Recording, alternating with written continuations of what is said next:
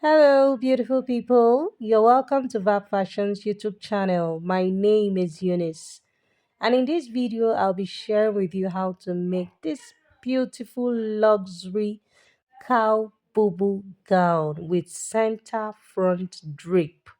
And you see the center front drape, and it has this bow-like pin holding the drape at the center front area. This gown is really beautiful. It has a V-neck line and it also has a hidden belt on the inside, giving the gown that snatched waistline in front. Let me show us what it looks like at the back. This is what the back looks like. You can see the back is a boo-boo, really free, while the front is fitted. So you can actually wear this as fitted or you can wear it free. You can either tie the belt on the inside, whether you or you just leave it that way. This is really beautiful and it is simple to make. If this is something you want to learn how to make sure to keep watching till the end. And please, if you haven't subscribed to my channel, please click on the subscribe button to subscribe. Turn on your notification bell so you get a notification every time I upload a new video. Thank you so much, and let's get right into the video. So I'll be making use of these 3 yards of Italian silk fabric, and I'll go ahead and divide it into two parts. The one for the front is going to be 8 inches more than the one for the back. So the fabric I'm going to cut out for the back is going to be 50 inches. When I place it on fold, that will be 25. While the one for the front is going to be 58 inches and then on fold is 29 inches. So the one on top is for the back while the one down is for the front, and you can see it is 4 inches wider than the one for the back because you can see that I have placed it on fold. So having done that, I'll go ahead and mark my starting line, which is the shoulder line. So here we have our shoulder line. So take note that this point where we have the back fabric folded is going to be our center front and center back. So this extra 4 inches we have here is what we are going to be using to create the drapes at the center front. Okay. So now on the shoulder line here, I'm going to mark a neck width of 4 inches. Take note of where I'm placing my tape from. You can see I'm placing it from that center back, not from the extended 4 inches I marked. So I marked a neck width of 4 inches and then a neck depth of 1 inch for the back. So having marked our back neckline, next I'm going to mark the front neck depth, and I'm going to be using a neck depth of 6 inches for the front. I'll go ahead and connect it to the 4 inches mark I have on the shoulder. So that's to the neck width. So now that we have done this, the next thing I'm going to do is to mark the shoulder slant. From the shoulder here, I'll be coming down by 1.5 inches. And you see from this side, I'll come down by 1.5 inches for our shoulder slant. And then I'll go ahead and connect it to the neck width using my straight ruler. So having done that, the next thing I'm going to do is to create the sleeve opening. So from the shoulder slant here at the side, I'll come down by a sleeve opening of 9 inches. You see, so from the shoulder slant, I'm marking 9 inches downwards, and this is going to be the sleeve opening. So at this sleeve opening, I will come in by 1 inch. That's from the side now. And you see, so I came in by 1 inch. Then I'll go ahead and use my ruler to connect it to the shoulder slant. So after doing that, the next thing I'm going to do is to come in by 1 inch again from this point where I came in by 1 inch. So I'll come in by 1 inch here and just mark it first and leave it this way. Can you see? I came in by 1 inch, I just marked it because this is the point we'll be connecting to create our cowl effect, okay? So I haven't done that. The next thing I'm going to do from the shoulder line, I'm going to mark the hip line. So for this gown, you just need your hip line, the knee line, and the full length of the gown. So I marked the hip line, which is 24 inches. Next, I'm going to mark the knee point, which is 38 inches. Next, I'm going to mark the full length of the gown, which is 58 inches. then plus my hemming allowance of 2 inches. So that's where my fabric stops at 60. Okay, so I'll go ahead and straighten out the lines. Okay, so after straightening out the lines, I'll go ahead and label the lines. The first line I have here, this line is the hip line, and the next one is the knee line. So this part I labeled it H, and then this one is knee, and then full length. Okay, so now on the knee line, I'm going to mark the hip measurement divided by 4 plus 2 inches allowance. I'm working with a hip of 44, so divided by 4, that's 11. So plus 2 inches, I'll mark it here. And I'm going to repeat the same thing on the hem of the gown. Okay, so the on the knee point is where I'm marking this measurement. So I'll take my tape to the hem of the gown. I'll mark the hip measurement divided by 4 plus 2 inches. So here I have 13 inches because I'm working with hip 44. So I'll go ahead and use my straight ruler to connect from the knee line to the full length of the gown. So having done that, the next thing I'm going to do is to get the midpoint from the knee line to the hip line. I'm going to get the midpoint. So now I'll go ahead and measure what I have here. And I had 14 inches and the midpoint of 14 is 7. So I'll mark 7 inches. Can you see? So I'm just creating a mark there. Having done that, next I will come in from the side. Now take note of where I'm placing my tape. From the side, I came in by 6 inches. So from these 6 inches, I'm going to connect to the knee point using my free hand just like this. Can you see how I just curved it in? So after doing that, the next thing I'm going to do now is to create the cowl effect. Can you see? I'm going to take this to the end of our fabric on the side, and then I'll bring it back to that 1 inch I marked at the sleeve opening. Can you see? Can you see how I'm curving it in to meet that 1 inch I marked at the sleeve opening? So the essence of this 1 inch I marked is for hemming the sleeve. This extra 1 inch I came in by here is for hemming the sleeve. Okay, so this is it.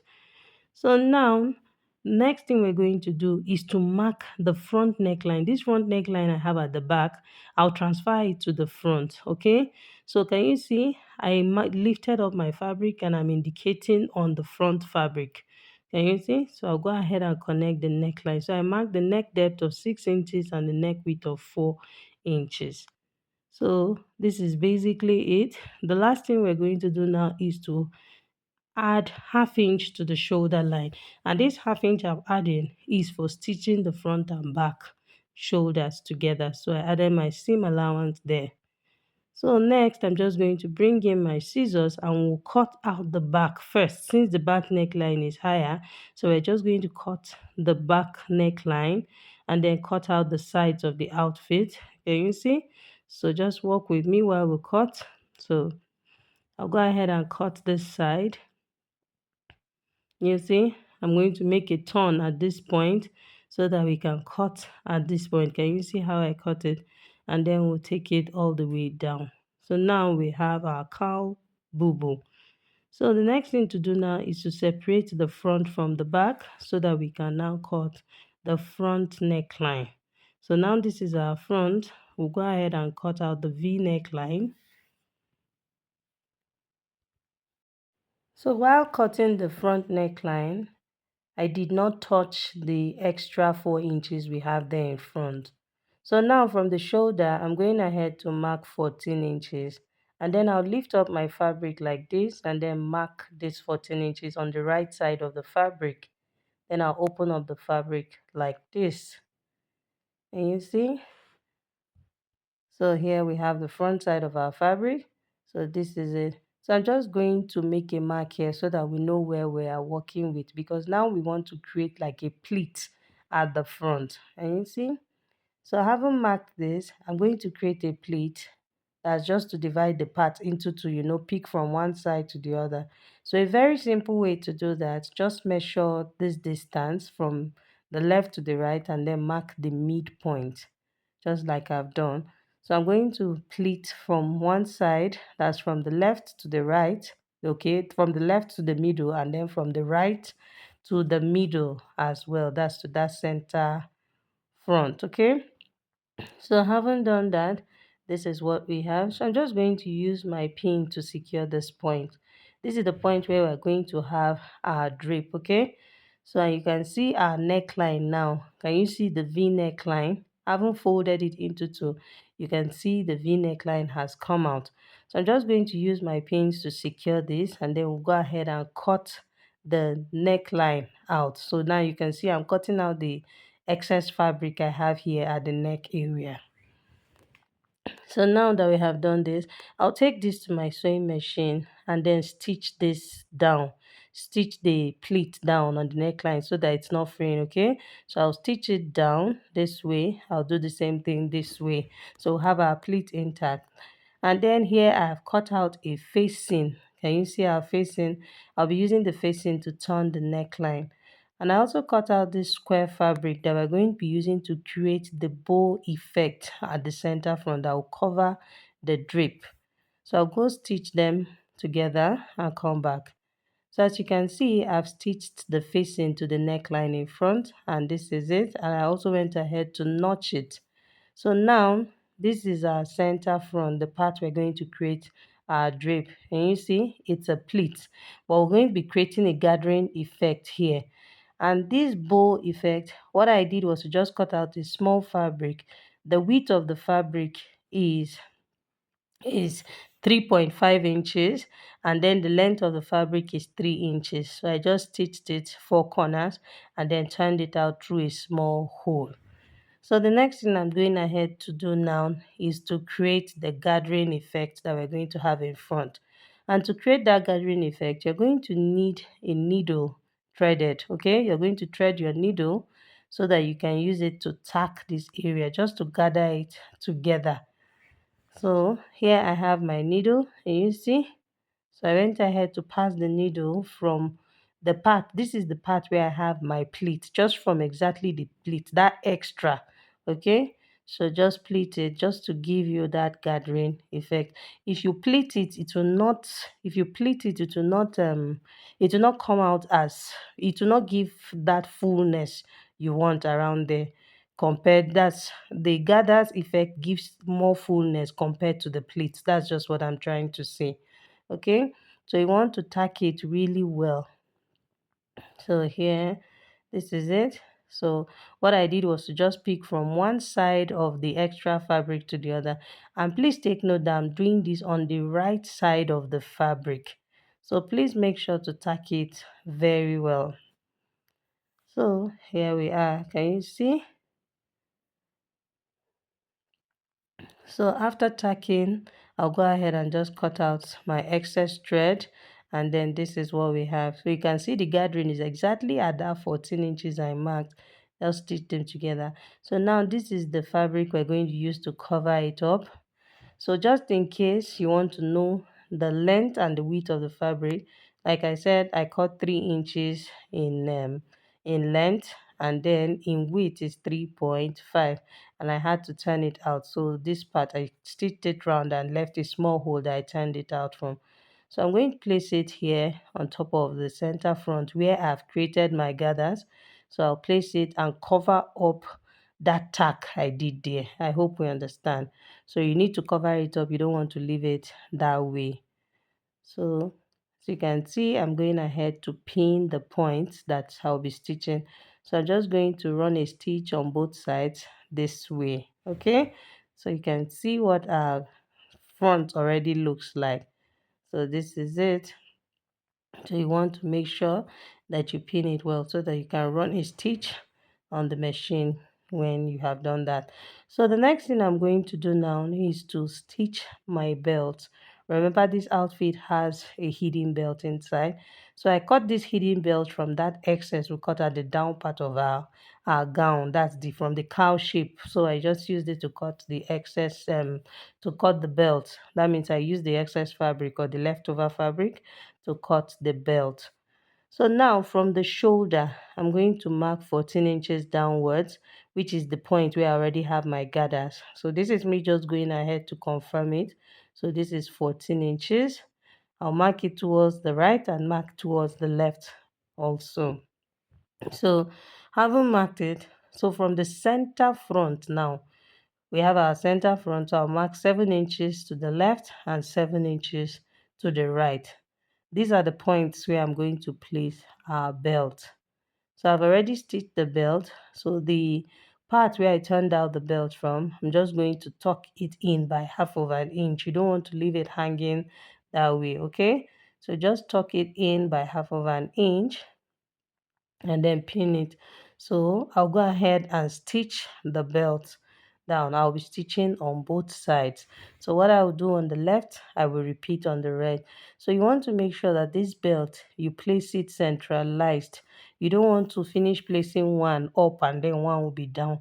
They need to arrange well. If you don't do it well, it will show on the outside of the outfit. Okay? So just like I have pinned this side, I will repeat the same thing for the other side. Then I'll take this to my sewing machine, run a stitch to hold it down. That's the both belts. And I'll also run a stitch to hold the bow we have in front.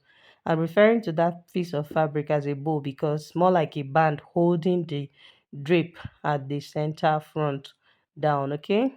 So after doing that, I'll go ahead and use my facing to turn the back neckline and join the shoulders together. Then I'll come back and show us the next thing to do.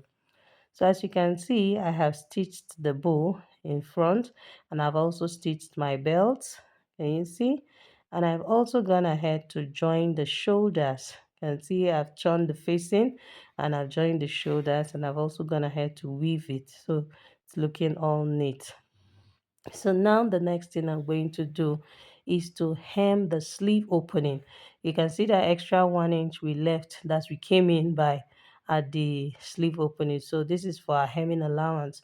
So I'll go ahead and fold ½ inch and then fold ½ inch again. I'll repeat the same thing on the other side. I'll stitch it, okay?